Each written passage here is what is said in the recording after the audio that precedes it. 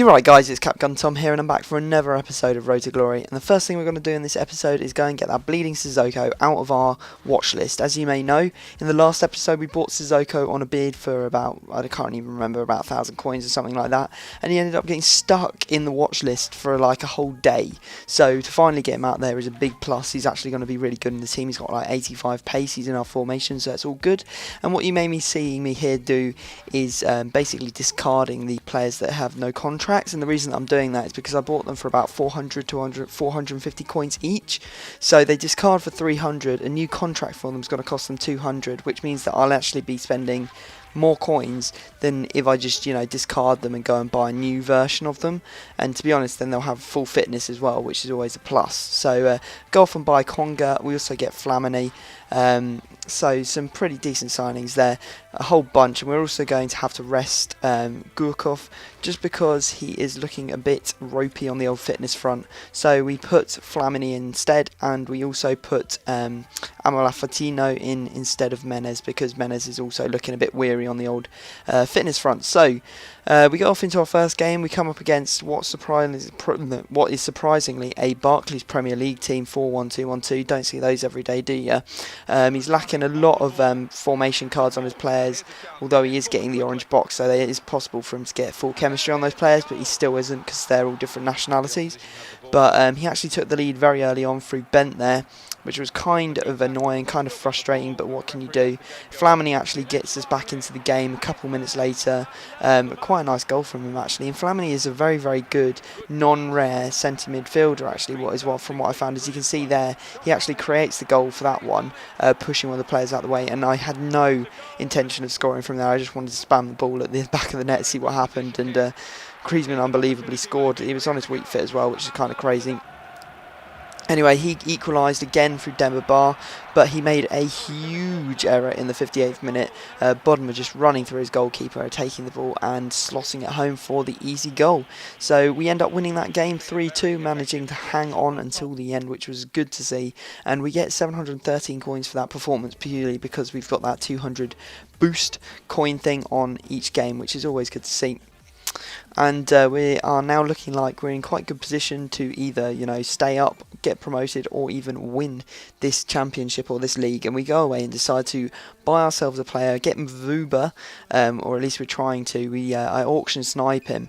The nearest buy now, as you will see, is actually the other Mvuba in my watch list, and I'll quickly show you now how much it was. 3,700, the cheapest other one on the market in my formation. So potentially I could sell him on for 3,600, make 2,000 coins, but what's the point when I'm actually going to use him? When we come around to selling him, we should get a few more coins for our buck, which is, pretty good going. Always good to make money while you're building teams. That's a great tip. Always try to make money while you're building teams. Anyway, Gorkov is now ready to come back onto the field because he's had his one game off, his nice rest time, and I also put Menez back on the pitch. Don't worry, I didn't leave Amavafatino floundering out there at right wing. Anyway, we go into our next game and we come up against a Brazilian 4-1-2-1-2. This guy clearly has no idea about chemistry or anything like that because he's playing two cams on the wings, which surely is hurting his chemistry. He's even got a manager who's still not getting full chemistry, so not great going from there. But to be honest, he was a good player. He ended up scoring there, and a couple minutes later as well. To say he absolutely annihilated me in the first half would be an understatement, because he actually scores a third here. I tried to play him offside, I just wasn't quick enough, and that was a very easy, very weak goal to concede to Leandro Damião. So what can you do? I put up a better show in the second half. You can see here, getting through on goal. Well, not getting through, getting down the wings, and crossing it in for Gurkov to get his first goal for the club, which is always good to see. But unfortunately, it just wasn't enough. It was just not really our day on that one. Ended up losing 3-1. Really couldn't help that, and that's actually going to damage us on the way to getting promoted. So we'll have a look at what we're doing in the old points front. We've played 4 games. We've only got 7 points off those 4 games. We're only 1 point off safety, but we're a hell of a lot away from winning the title, which is really what we're aiming to do, because we want to get those extra coins. It's always good to get those bonus coins. Anyway, we head straight off into our last game. I did look at another player to sign, and you will see that at the end. We come up against this 4-1-2-1-2 BPL team, I believe it was.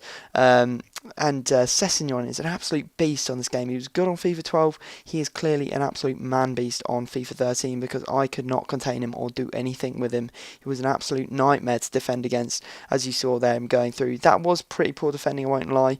But, at the end of the day, I still was struggling. But a great goal here from Gorkov going past two players and then hammering that one in from outside the box a couple minutes later to equalise, which is, what you need to be doing. It's always good to get back on the front foot as soon as you can with these things, obviously. But sometimes I find it much harder to equalise, even if the player's a lot weaker. A good time into the game, they sort of find their rhythm, they settle in, and to be honest, it makes it harder to score.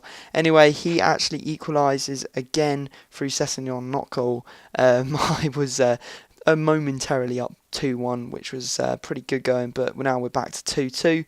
And it wasn't until the 83rd minute when the deadlock was broken again. You can see here Griezmann getting on goal, and I was actually out of my chair when Cisse flew in to score that one. I was so excited, so happy, because I was really, really struggling against this guy. Like I said, when you go level, it can be difficult to get back in and score a lot of goals. And that is an absolutely phenomenal goal from Menez there, with his weak foot from outside the box into the top left-hand corner off the post and into the back of the net. Really nice goal, and thoroughly deserved that 4-2 win. And it's good going, to be honest. It really is. You can see there we actually get 10 points now. We have 5 games remaining to get those points that we need, and you can see the player that I'm aiming to get, and that is Mvilla. He's actually going for quite a bit when you buy him now, so hopefully we'll be able to buy this one. I will do that off camera, and you will have to wait until next time to see what happens and whether we manage to sign him. So leave a like if you enjoyed this video, and I will see you all next time.